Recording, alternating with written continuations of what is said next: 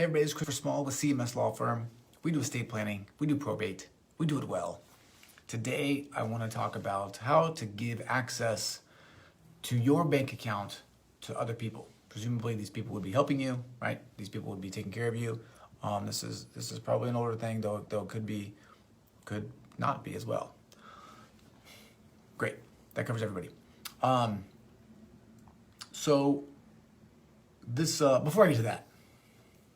before I get to that, let me remind you, if you have questions or need help with anything related to estate planning or probate, and you would like to talk with us over the phone for free, you can go to estatemeeting.com.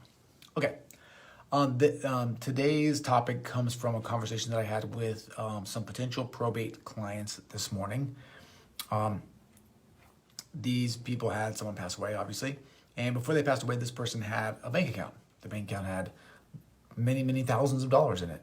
And as this person had gotten older, they needed someone to help them pay the bills, to sort of manage the day-to-day operations and do the things. And one of the things that they did was they added someone on as a joint account holder.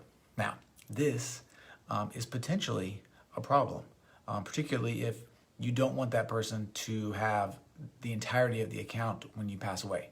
Because what happens is, typically, with a joint account holder, when one of the account holders passes away, the remaining account holder becomes the owner of that account.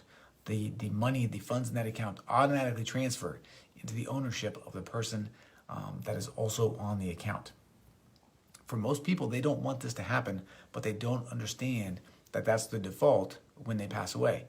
They want this person to simply be able to write checks for them, to be able to sort of manage things for them, to be able to help out with them.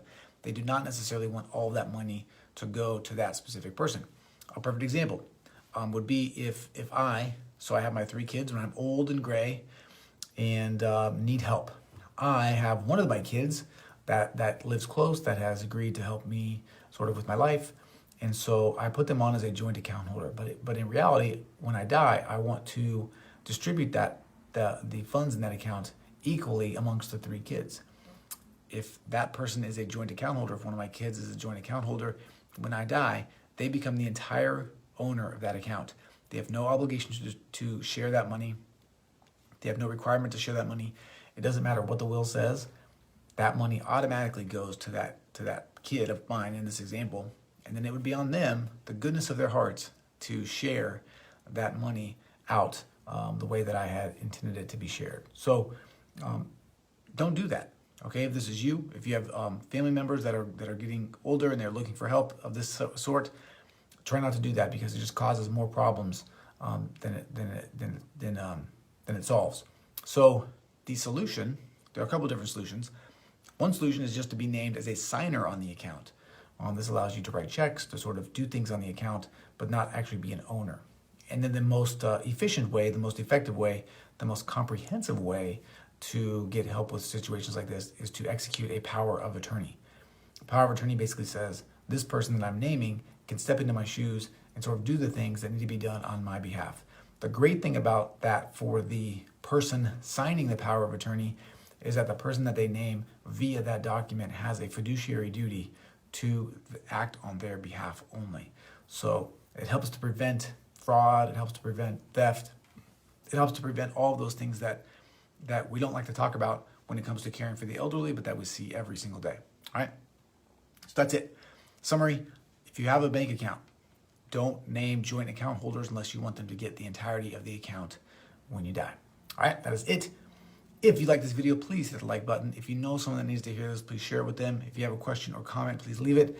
And if you have anything that you want to talk about related to estate planning or probate, and you want to talk with us over the phone for free, you can just go to estatemeeting.com. All right, that is it. I am Christopher Small. I'm the owner of CMS Law Firm. We do estate planning. We do probate. We do it well. Thank you for your time. Thank you for your attention. I appreciate you, and I'll talk to you again soon. Bye.